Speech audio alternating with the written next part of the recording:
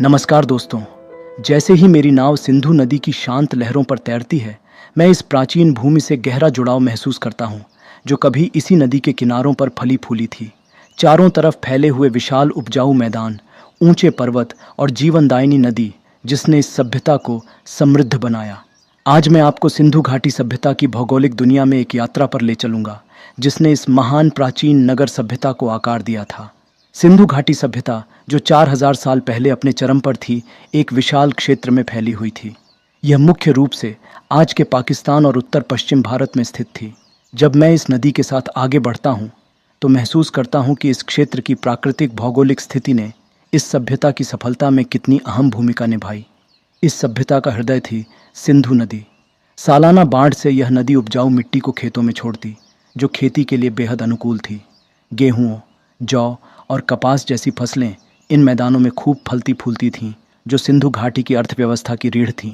यह नदी न केवल सिंचाई के लिए पानी देती थी, बल्कि व्यापार के लिए भी एक महत्वपूर्ण मार्ग थी, जो हड़प्पा और मोहनजोदड़ो जैसे शहरों को दूर दूर के क्षेत्रों, यहाँ तक कि मेसोपोटामिया से भी जोड़ती थी। मेरे दाएं तरफ फैला थार का विशाल रेगिस्तान इस क्षेत्र की कठोर परिस्थितियों की याद दिलाता है। दूसरी तरफ उत्तर पश्चिम में खड़े हुए हिंदू कुश और हिमालय पर्वत श्रृंखला ने इस घाटी को न केवल आक्रमणों से, बल्कि प्रतिकूल मौसम से भी सुरक्षा दी। ये पर्वत बर्फ के पिघलने से नदियों को ताज़े पानी की आपूर्ति भी करते थे, जिससे सिंधु घाटी की समृद्धि बनी रहती थी। मैं नदी के किनारे एक पेड़ की छांव में रुकता हूँ और सोचता हूँ कि कैसे यहाँ की भौगोलिक स्थिति ने हड़प्पा और मोहनजोदड़ो जैसे शहरों को आकार दिया। यह क्षेत्र उपजाऊ मैदानों और प्राकृतिक संसाधनों का सही मिश्रण था, जिसने इन महान नगरों को फलने फूलने में मदद दी। पहाड़ों से प्राप्त मिट्टी, पत्थर और खनिजों का उपयोग इमारतों, नालियों और कला के निर्माण में किया गया। सिंधु घाटी के लोग अपनी भौगोलिक परिस्थिति के अनुसार ढल गए थे। सभ्यता सिंधु और उसकी सहायक नदियों के किनारे विकसित हुई। इन नदियों की बाढ़ और पानी की आपूर्ति ने कृषि और शहरी व्यवस्था को आकार दिया। इनकी शक्ति और चुनौतियों के बावजूद सिंधु घाटी के लोगों ने इसका भरपूर लाभ उठाया। नदी की बाढ़ ने उपजाऊ जमीन को बनाए रखा, जबकि नदियाँ व्यापार और संचार की जीवन रेखा थीं। लेकिन इस क्षेत्र की भूगोल सिर्फ खेती तक ही सीमित नहीं थी, बल्कि शहरों की योजना और निर्माण पर भी इसका बड़ा प्रभाव था। हड़प्पा और मोहनजोदड़ो जैसे शहर नदी के पास बनाए गए थे, जिससे व्यापार और जल आपूर्ति का लाभ लिया जा सके। इन शहरों को इस तरह से बसाया गया कि बाढ़ और अन्य प्राकृतिक आपदाओं से सुरक्षा मिले। हड़प्पा का ग्रिड जैसी संरचना में निर्माण एक अद्भुत नगर योजना थी, जिसमें बाढ़ से बचने के लिए ऊंचाई पर स्थित प्लेटफॉर्म बनाए गए थे। जैसे ही मेरी नाव शांत जल में आगे बढ़ती है, मैं सोचता हूँ कि भूगोल का इस सभ्यता की संस्कृति पर कितना गहरा प्रभाव था। सिंधु नदी उनके जीवन का केंद्र थी, जो उनके व्यापार, कृषि और धार्मिक विश्वासों को प्रभावित करती थी।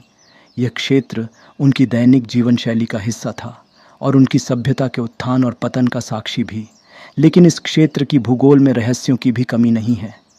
कभी फल फूल रही यह सभ्यता धीरे धीरे विलुप्त हो गई, और इसका कारण आज भी पूरी तरह से स्पष्ट नहीं है। क्या नदी के प्रवाह में बदलाव आया, या जलवायु में कोई बड़ा परिवर्तन हुआ, या फिर कोई प्राकृतिक आपदा? इन सवालों का उत्तर खोजते हुए मैं सोचता हूँ कि जिस तरह से भूगोल ने इस सभ्यता को उठाया, उसी तरह शायद इसके पतन में भी भूमिका निभाई। सिंधु नदी के शांत दृश्य को देखते हुए मैं समझता हूँ कि इस क्षेत्र की भूगोल अपने सभी उपहारों और चुनौतियों के साथ सिंधु घाटी के लोगों के लिए एक आशीर्वाद भी था और एक कठिन परीक्षा भी। इसने उन्हें समृद्धि दी, लेकिन अंततः शायद यह उनके लिए एक बड़ी चुनौती भी बन गई। समय ने इस भूमि और इस पर बसने वाले लोगों को ढाल दिया, जैसे कि आज मैं इस प्राचीन इतिहास का हिस्सा बनने का प्रयास कर रहा हूँ। आपका धन्यवाद इस अद्भुत यात्रा में शामिल होने के लिए। सिंधु घाटी की यह भौगोलिक यात्रा मानव इतिहास में प्रकृति की भूमिका का एक अद्वितीय उदाहरण है। हमारे अगले एपिसोड में हम मोहनजोदड़ो और हड़प्पा की नगर योजना पर गहराई से नज़र डालेंगे, जहां इन भौगोलिक फ़ायदों का इस्तेमाल करके इन शहरों को व्यवस्थित किया गया था। जुड़े रहिए और जानिए कि कैसे इस प्राचीन सभ्यता ने अपने नगरों को इतनी खूबसूरती से विकसित किया।